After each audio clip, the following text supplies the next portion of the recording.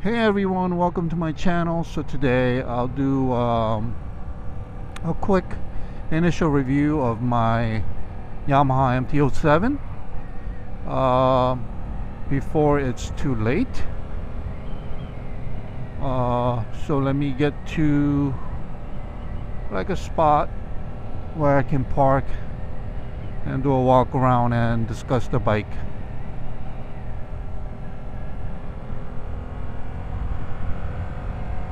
Okay, so I was able to find a spot next to the road to park my bike. Originally, I was gonna go to a park, which is like underneath the George Washington Bridge over there, but it's closed for some reason today. Anyway, so this is the Yamaha MT-07 in what's the color name? Stealth Black? Tech Black? Anyway, black. 2023. Now I could have gotten a 2024, which is exactly the same as this, but I had to wait maybe a week, 2 weeks, and pay maybe $200-300 more. But I was trading in my Ninja 650. I didn't want to wait, and I was just kind of nervous about coming back with my Ninja 650 and then them telling me that it's a different trading value, blah blah blah. So I got a 23. It's basically the same as a 24. Now if I was choosing between a 22 and a 23, I'll definitely choose a 23 because of the new TFT dash. Let me just turn it on, see how many miles I got. See, right now I have 383 miles. Now, as far as the price goes, I paid about $9,300 out the door, which includes all the tax and fees. So it's basically MSRP plus the destination charge plus tax and fees, which is pretty good for the black color. This black color is pretty popular. Now you can probably maybe get a better deal, a couple of $100 for a blue one, if it was like leftover stock. But for a black one, it's a really good price. Most people for this model in this color, they're probably looking at with tax and fees over 10K. Especially in like California or like New York City area. So I got a pretty good deal for the Ninja 650. The trading value on the low end, some dealerships they were going to give me $5,000, which I said no way. This dealership, the Yamaha dealership, they gave me $5,800 for the trade-in. Now if I waited until maybe a little bit later and sell it, maybe I'm probably gonna get more money. But I had the Kawasaki Ninja 650 on Craigslist for like 2 weeks, didn't get a single hit, and then right after I got the bike, then I got like 2-3 hits, but it's too late. I did a bunch of mods to it. Please check out my mods video. As far as the style, I love it. Very stealthy, like Street Fighter stealthy. The only two things I guess I don't like is this handlebar, which is silver. I wish it was black. I think MT-09 has the handlebar that's black. It'll be much better. And then this mudguard, I wish this plastic was like this plastic. Like for the MT-09, I think this plastic same as this tank plastic, and it's got like this Yamaha here. That will make it look so much better. But as far as everything else goes, all the bolts, I've done some installs where I had to take off the some of the parts. They're really tight. The bolts are tight, not too tight. And they're very it's very easy to put together, take off and put together, so it will be very easy to do maintenance on this bike. For the tires, you get like premium tires. You get the Michelin Road 5, which is like a street touring tire. So this should last, I'm hoping, over 10,000 miles. For my Ninja 650, I got like, it comes with like Dunlop Sport Max, which is like a basic tire. It's a good tire, but it won't last that long. So I had to change the tire for the Ninja 650 after like 6,000 miles. Also the seat height. So for the seat height for this bike, the MT-07, is 13.7 inches. So right out of the dealership, I had to kind of half tiptoe. I'm 5'9". But after like a couple hundred miles, I think the foam kind of compressed a little bit. So right now I'm almost able to flat foot, but not fully. The Ninja 650, I'm able to fully flat foot, but this one almost. Now I was thinking about getting a low seat. There's an OEM low seat which lowers the seat height by 0.5 inches. Now it doesn't sound like a lot. That's a lot. Now if I got that seat, I'll probably be able to fully flat foot. But you know, since it got compressed a little bit, I don't feel too uncomfortable, so I'm gonna keep it for now. Let's see. For like maintenance, compared to the Ninja 650, obviously, you know, it's a naked bike, so it's much easier. But overall, like, you know, all the places where like I have to change the oil, it's in the right places, easy to get to. And also this is a popular bike, so there are lots of resources on Google, you know, Reddit, YouTube, where you can do most of the maintenance things yourselves. And I feel comfortable after having 2 bikes already. I feel comfortable doing most of the maintenance myself. And also this bike, since it's really popular, it's got lots of aftermarket parts and accessories available for it, which is great. Ninja 650, although it's popular, there weren't as much versus like a Ninja 400. And also, like for the Ninja 650, yeah, there are like resources on Google and YouTube, but it's not as there weren't as many.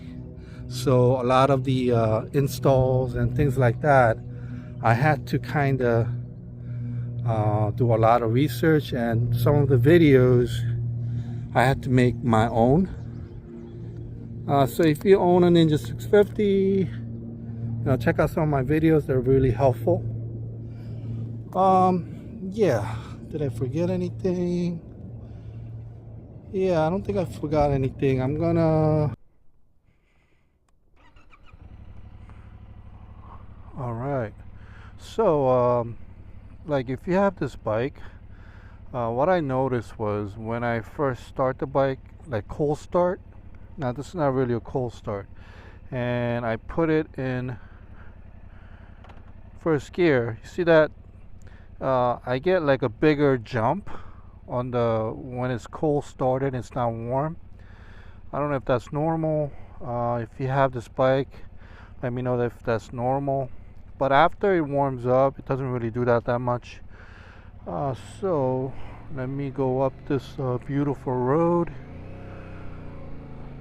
This is the Henry Hudson Parkway, I think, and it's hugging the Hudson River all the way up. I'm going north. If you go further south, you'll hit George Washington Bridge. Now for this bike, it's extremely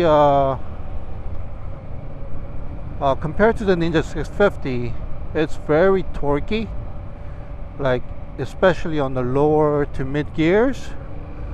So like for the Ninja 650, like if I was just riding around maybe 30-40 miles per hour, 30-40-50 miles per hour,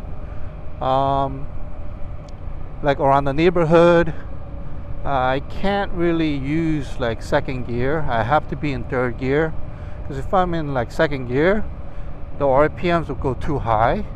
But for this bike, I can be in like, you know, right now I'm in third gear, but I can be in like, let's say, second gear, like going 30-40 miles per hour without the RPMs like, you know, jumping a lot, and it feels okay. As far as like suspension, it's a little bit, I guess you can call it softer than the Ninja 650, or you can say it's harder. Like, so I'll feel it more if I'm like, you know, going through a bump, but not like, you know, significant. It's not like significant, but it's definitely more nimble. Like I feel more, I feel like I can do more things with this bike. But the Ninja 650 with the you know, with the windscreen, with the fairings, and slightly better suspension, it feels, I guess, if you're going like extended periods on a highway or something, it would feel more comfortable, I would say, for now. I don't know, I might change my mind after I get used to this bike. You know, I might change my mind, but definitely the Ninja 650 to me feels a little bit, just slightly more comfortable. But this bike feels more capable to, like, you know, ride in these curves, doing like lane filtering or lane splitting. I haven't tried a wheelie, but you know, this bike's you're supposed to be able to wheelie very easily. I'm too old for a wheelie. I don't want to kill myself. What else? Okay. What else? Did I talk about the? Oh, okay. So this one comes with the Yamaha app that you can connect to the, you know, to the dash through Bluetooth. I mean, it has some kind of a navigation thing, but it's basically, you know, just using your phone's like Google Maps. Doesn't really do much for me. It's similar to the Kawasaki. I mean, it's got a little bit more features than the Kawasaki app, but it's really not that useful. So I actually uninstalled it. Now if you keep it installed, what's gonna do is it's gonna run in the background every time you turn on the bike and your phone, and it's gonna like use up all the battery. So that's not very good. So you gotta uninstall it if you don't want it to use up your battery. It's really it's not useful at all. But Yamaha can easily add the feature, because it's already got Bluetooth and it's already a TFT display. They can easily add the feature as a Android Auto or Apple CarPlay when you connect via Bluetooth. But I think for maybe legal reasons, like for safety, maybe that's why they're not doing it. Because it wouldn't take much for Yamaha or Kawasaki to add, you know, Android Auto or Apple CarPlay via Bluetooth. Maybe I'm wrong. So yeah, so that's that.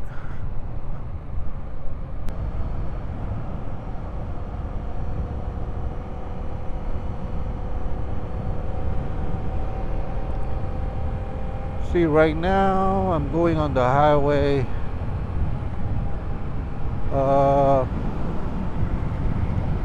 Yeah, I can feel the wind already. I'm going about only like 45, 47. Feel a big difference in the wind.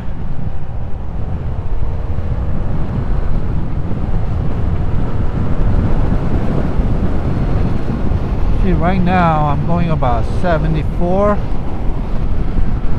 Now, I don't know if you can hear. Oh, there's a cop right there. I'm going about 70, and it's I can feel the wind a lot right here. So even if I tuck, yeah, if I tuck, it's a little bit better because I got this fly screen. But on the sides, on my chest, I can feel a lot of wind.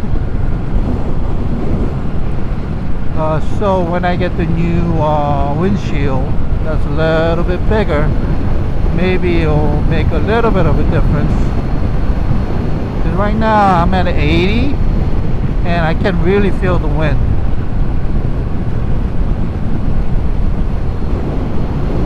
Like with the Ninja 650, like going about this speed, I would feel comfortable like letting go of my hand, like riding like this. But with this, with the wind, I'm not used to like all the wind, so I'm not feeling comfortable yet. Yeah, I'm going a little bit above 80 and I feel the wind. So I'm planning on traveling with this bike, and a lot of it is going to be on a highway, and I gotta find a solution about the wind, because like, you know, like 15 minutes, 30 minutes is it will be okay, but constantly for hours and hours, you know, getting hit by this wind is not going to be very it's not going to be very fun. So I think that's about it. Thank you for watching, and please look out for my videos that are coming up. I'll be doing like the break-in service at home, and I'll do a video, and I'll do some motor vlogging. I'm gonna do some motor vlogging, not motor vlogging, I want to do like just ASMR, like 4K video inside Manhattan, and I'll do that soon. So look out for that, and thank you for watching, and see ya.